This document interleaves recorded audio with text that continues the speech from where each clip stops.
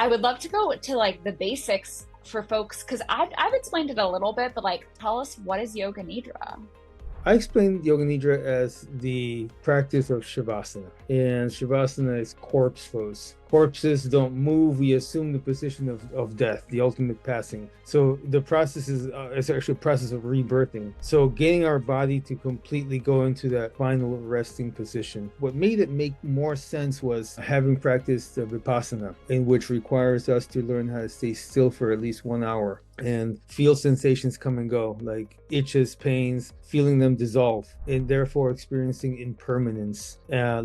Instead of reading about impermanence, what Buddhists talk about, we experience it in our body. And the first time I experienced a pain dissolve in my body doing Vipassana, I feel like that was my first time experiencing mind over matter. And in essence, in Yoga Nidra, we have to do the same thing because it requires us to be still. And when we can be still, and because a fly might land on you, or like an itch will happen, and if you go past the itch, past the pain, we dissolve, we're breaking a condition. We're breaking the pattern of condition that's on the surface, but it reverberates into deeper parts of our subconscious. So that's just on that layer, just relaxing the body. Another aspect of Yoga Nidra is the rotation of consciousness. So just moving your attention around the body. Just like in Vipassana, most people have done classic Vipassana training. You rotate your attention around your body over and over again, feeling for sensation. In this case, we rotate it around the body just to acknowledge parts of our body and direct it with our will and mind to relax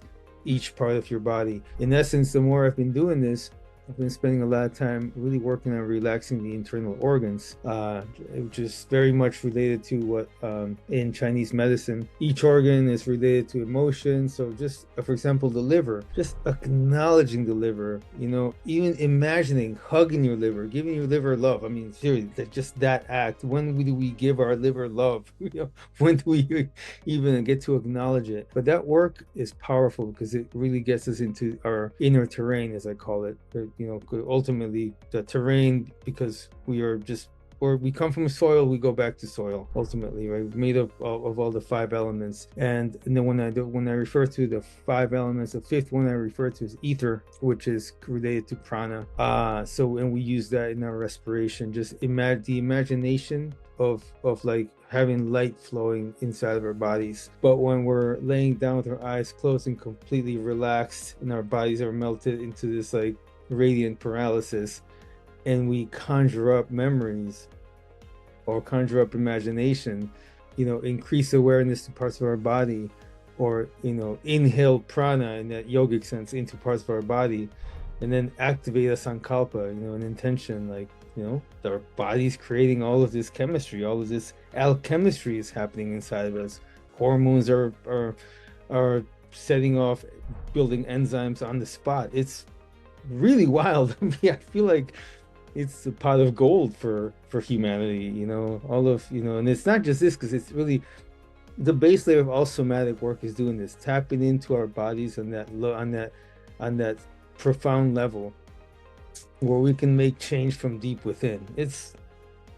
Yeah, I love this work. In Yoga Nidra, we do all of that work to get to the place where we can invoke the Sankalpa. That's the third part of the practice, the Sankalpa, which is the intention, the seed of, it stands for burning heart desire, more or less, but it's like the seed of your intention. So when we invoke that intention, it might be a memory, a past memory of something that feels good. It might be, and it could be something you want to, a goal or something you want that makes you happy. Maybe you're in love, maybe there's a house that you want to have, or type of way you want to live. That if we can imagine it and feel it, but then we feel it in the state of a relaxed body and all the hormones associated with that state. This is a lot like Joe Dispenza's work. We create ourselves from within. We create that reality inside, and we feel our bodies just firing all those sensations associated with that after Yoga Nidra, and which is an extraordinary increase of dopamine. And I'm sure it's the same for